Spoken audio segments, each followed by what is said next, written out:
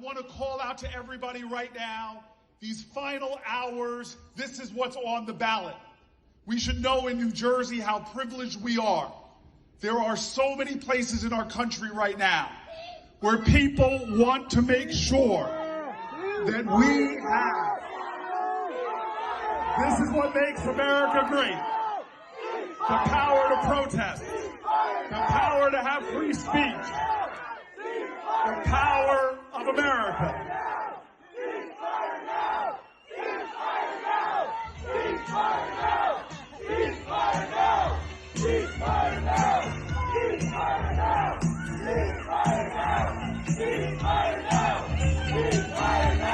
Column A, all the way. Column A, all the way. Column A, all the way.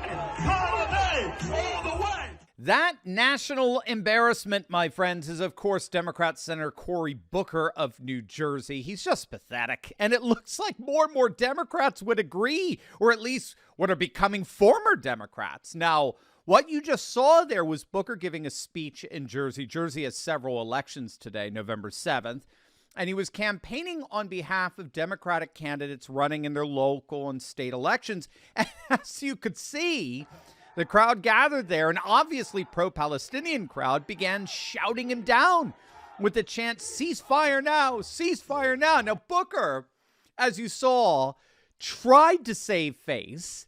You know, he's like, well, this is what makes America great. Protest, the freedom to protest. And then he starts chanting over them. Column A all the way, which refers to the list of candidates for the local and state elections, the Democrats. And then to add insult to injury, they began blasting the song "We Are Family" by Sister Sledge. We are family, so shut up. We don't want to hear you. I mean, you gotta love the irony. This is what makes America great, protest. So we're going to blast disco music over it to cover it up. I mean, it's beyond, the Democrats are beyond comical at this point. Now, of course, this shout down of a Democrat is but the latest in the massive division that's rising up in the Democrat Party. I'm sure you saw over the weekend the mass protests that broke out in front of the White House. Hundreds of passionate pro-Palestinian activists surrounded the White House. They shook the gates. They vandalized monuments and property. And just in case there was any confusion as to how these passionate protesters, that's what they were called by the legacy media, not insurrectionists, no. Passionate protesters, just in case there was any confusion over how they felt about bumbling Biden, well, here you go. Fuck Joe Biden! Fuck Joe Biden! Fuck Joe Biden! Fuck Joe Biden! Fuck Joe Biden! Fuck Joe Biden! Fuck Joe Biden! Fuck Joe Biden! Fuck Joe Biden! Fuck Joe Biden! Fuck Joe Biden! Fuck Joe Biden! Fuck Joe Biden! Fuck Joe Biden! Fuck Joe Biden! Fuck Joe Biden! Fuck Joe Biden! Gang, you've got to click on that link below and get yourself and the Patriots in your life this incredible Trump $50 coin. Gang, they're beautiful. For a limited time, you can get these incredible collectible $50 for just a quarter of their original price. Each coin is 100% genuine JFK $50, and it comes with a certificate of authenticity letting you know it's one of a limited set. They're all made right here in the USA and make a perfect gift for the MAGA Patriots in your life. You can feel the energy rising for 2024, so show your support for the greatest political comeback in history today by clicking on the link in the description below. Get your very own Trump $50 right now. Now, keep in mind, this is not the first time pro-Palestinian protesters have done this. Just days ago, the Capitol was shut down by a horde of protesters who stormed the Cannon House office building to stage a mass protest in support of Hamas and the Palestinians.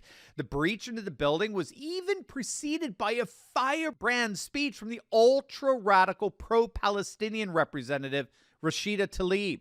And to my president, to our president. Yes, he's still on. Well, hold on. I know, I want him to know, as a Palestinian American, is also somebody of Muslim faith, I'm not going to forget this. And I think a lot of people are not going to forget this. And it's not a threat. It isn't. They think think we're joking. I mean, I think the White House and everyone thinks that we're just going to sit back and let this just continue to happen. No. The fact of the matter is, our lives are not safe with you or the forever peach president. When are we going to feel safe? When are we going to stop funding continued, literally, oppression of indigenous communities? When are we going to say enough?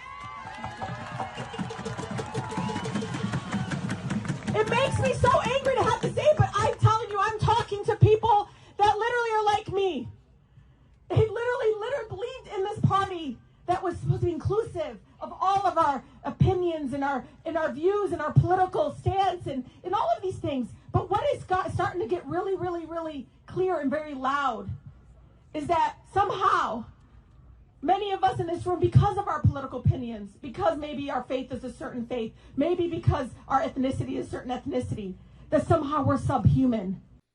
Now, what you're seeing there, and what we saw in front of the White House over the weekend, is the makings of a massive rift within the Democrat Party between competing and incommensurate factions aligned either with Israel or with the Palestinians. Muslim and Arab Americans, who were instrumental in Biden's support back in 2020, are coming out and openly telling Biden they will not back him in 2024 precisely because of his blanket support for Israel in the Hamas conflict. NBC News just published a report on Biden's support among Muslim Americans absolutely cratering, particularly in the swing state of Michigan that has one of the highest Muslim populations in the nation. According to a study conducted by Biden's own pollster, while 70% of Muslims voted for Biden in 2020, that support plummeted. It's now at just 16%, 16%. Now, this poll is comparable to the latest Zogby poll that also showed support for Biden among Muslims cratering. Biden's approval rating among Arab Americans has gone from 74% in 2020 to now just 29%, this according to Zogby. And support for Biden in the upcoming election has dropped from nearly 60% in 2020 to today a mere 17%, almost exactly like the Biden poll.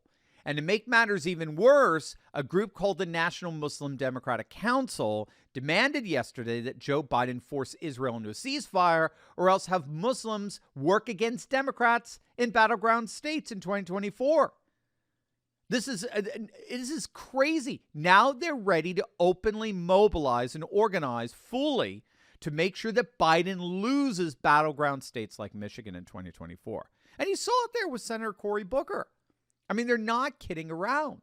They're going to mobilize and actively campaign against Biden and the Democrats if they don't force a ceasefire in the Middle East. Either way, it looks more and more like the political left really is unraveling, very much like what happened in the 60s and early 70s during Vietnam. If that's the case, then we shouldn't be surprised if a Republican landslide like back then is right around the corner. Hey gang, I know what it's like to feel alone out there in these turbulent times, but I broke free. If you too have been looking for a community with like-minded patriots who are serious about resisting globalism, building a parallel economy, and having intelligent and deep fellowship on a regular basis, then you've come to the right place. In my Courageous Patriot Insiders community, we're building a close-knit movement of, by, and for patriots who are breaking free from the outrage and despair cycles of the mainstream media and taking on the fight against globalism. Every week, I deep dive into the content I can't share on big tech and give you the cliff notes on the truth of how patriots just like you are building up their communities, starting patriot businesses, and fighting the woke in both public and private. All with a few history and political lessons from yours truly, of course. If you want to stop feeling alone as a patriot and stand together with this fast-growing community, be sure to click on the link in the description below. Don't wait. Join me and my Patriot Coalition today, and let's get fighting.